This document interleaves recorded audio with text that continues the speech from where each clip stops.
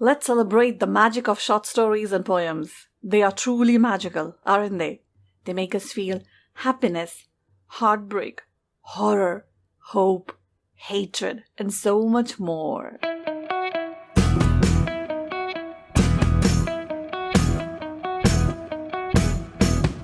Namaste, people. Welcome to Shweta's Basket, a weekly stories and poems podcast, and I'm your host, Shweta Singh.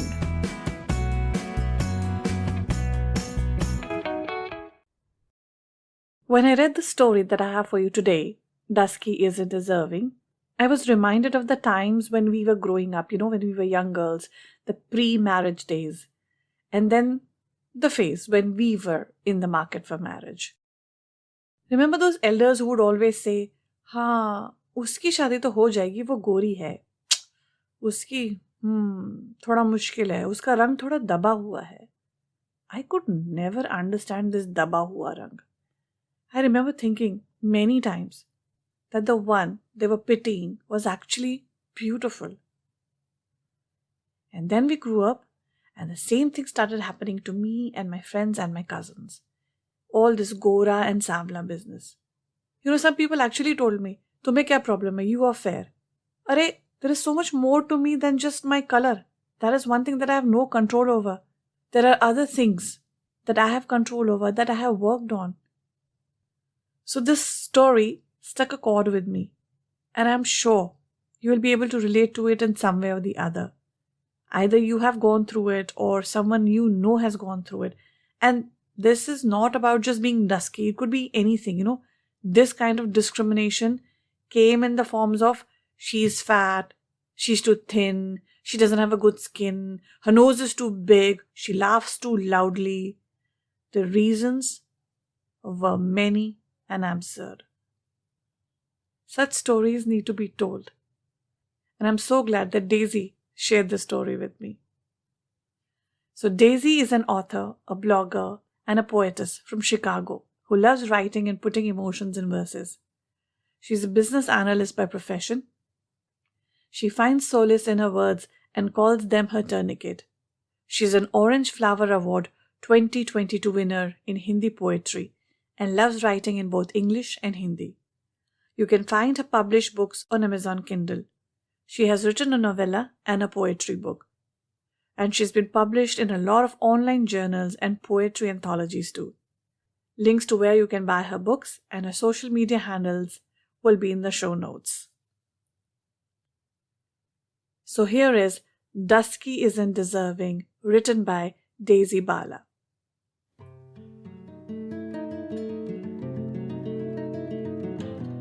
I was born dusky. Why did I start my introduction with this? Because this was the biggest reality of my life. It defined my scope, my limitations, my sky. I was a normal child, but this world made me feel different. Growing up, the years were a continuous flutter brimming with stories of my complexion. Mom would always be comparing me with my cousin who was tall, fair-skinned, and comparatively beautiful. Well, this comparable beauty became toxic for me. I was strictly told against playing in the sun to avoid tanning. I was told to abstain from tea because that could presumably make me darker. Even home facials for acquiring fairness were prescribed by every auntie who superficially blessed me. Whenever I wanted to break the vicious spell and unshackle myself, my parents would intervene saying that if they paid attention from the beginning, then only they'll be able to marry me off.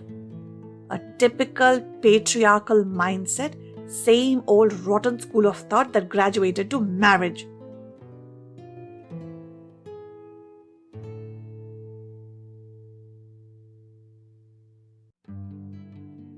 I always sparred with these thoughts, unconvincingly trying to reclaim my sanity. Still, I hoped that I would survive, that my color wouldn't affect my future, and I will be better off one day. But it did. I wasn't exceptionally skilled, good-looking, or great academically. My mediocrity irked my mother. She used it to banter with me and have fun at my expense at various social gatherings. All those prejudiced episodes embarrassed me. I would usually withdraw from them, and this made me reticent and self-absorbed. All the time that I had by myself, I would either watch the blossoms in our garden or teach our maid Gauri. She had served us since she was very young. I had an affinity for her simplicity and dedication. Though often I felt she was leading a better life in comparison. At least she wasn't being counseled every day to lighten her complexion and put up a facade. I had just completed college and grown into this docile, slim bud that was rampaging to burst forth. The day came when a marriage proposal was pushed my way by a persuasive auntie in the neighborhood. I had to be ready for an ostentatious matchmaking session and deck up artfully for the best look possible. I was also ordered to cake up the face to match the milky white complexion boldly mentioned in my marriage profile. The boy and his family blatantly rejected me then and there. This shook me from within. I felt insulted and humiliated. My color couldn't define my identity, right? How had I become this meek, timid girl who had believed her self-worth was limited to her dusky skin? I further retraced into my shell, becoming unsociable and a rebel. Meanwhile, the news of an alliance came for my fair, pretty cousin. The timing couldn't have been worse. This scraped my wounds further. I strictly told my parents to stop looking for suitors any further. I tried to digress from the tensions by teaching Gauri every day for her exams. I wanted her to win and stand belligerent, unlike me. That diligent girl would religiously finish her work and study hard, burning the midnight oil. Months unfurled quickly, and Gauri passed her high school exam with flying colors. She honored me by crediting me as a mentor, her pillar of strength, whereas I was trying to hold my feet in turbulent waters. I wondered, how could I be her mentor when I was struggling with my own identity? But I realized my worth soon. A piece of shocking news jolted us. My cousin was being tormented in her marriage, and her husband and in-laws were plaguing her repeatedly. The whole family was appalled, dismayed. This distressed me, even though I had loathed her for so long. Why was she tortured? I asked myself. She was beautiful and fair-skinned. Still, she wasn't admired and respected. Why? This challenged my self-created theory of Dusky isn't deserving. Skin color didn't guarantee happiness. I started by shedding my shyness. A zeal to refurbish my life was knocking hard on my door. The throbbing pain of pervasive patriarchy and chauvinistic mindset was no longer strangulating me. I accepted my tenacity and decided to rise against my self-doubts. I was headstrong now. I became aware of my self-worth and was determined to weave a success story out of the shreds that my life had been so far. I started preparing for my bank probationary officer's exam and cleared them in my first attempt. Soon, the joining letter arrived. I was finally moving out of my confined zone for the officer's training and appointment. I wasn't anymore a dreary caged bird I was already leaping, ready for my maiden flight into the liberated open skies. Yes, my sky had changed. It wasn't my color anymore. It was all hues of orange and purple, a symbol of my ambitions and my dreams. My identity wasn't my duskiness anymore.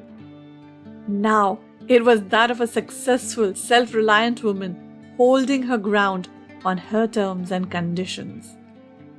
I had realized that my happiness and worth was nobody's prerogative except mine, and I must continue my dalliance with affirmations and positivity always. I wasn't ordinary. I was exemplary.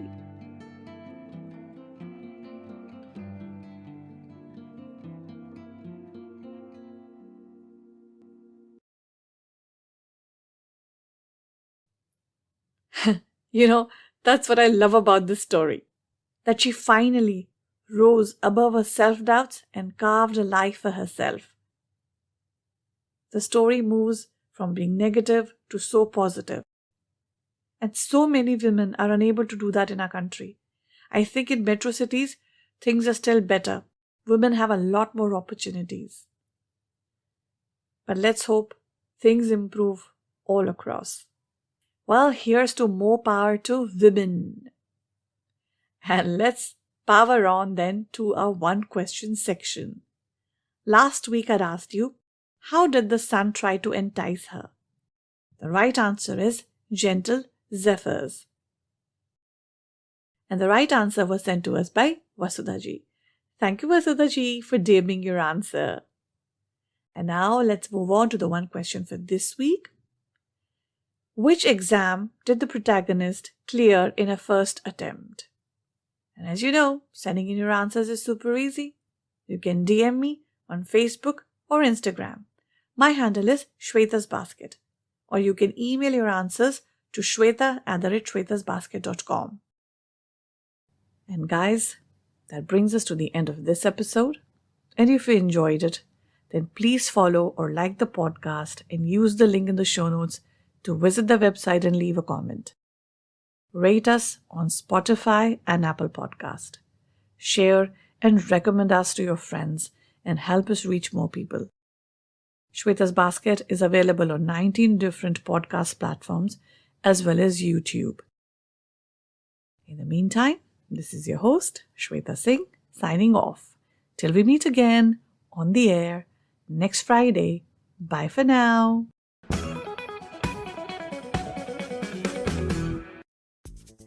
Do you want to have a website of your own?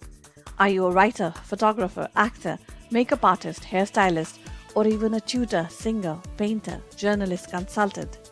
Or do you have your own cafe, restaurant, resort, holiday home, shop, small business, hospital, or even a blog, WordPress, or Blogspot account that you want to migrate to a good-looking website? Well, look no further. The Geeks will help you, and you will find them in the Geeks room at our Tunes Inn. Just click on the link in the episode description. Yes, it's that simple to have a website. My website is hosted and managed by them. And want to know what I love about them? They are professional, customer pleasers, straight talkers, and very competently priced. So what are you waiting for? Your website is just a click away.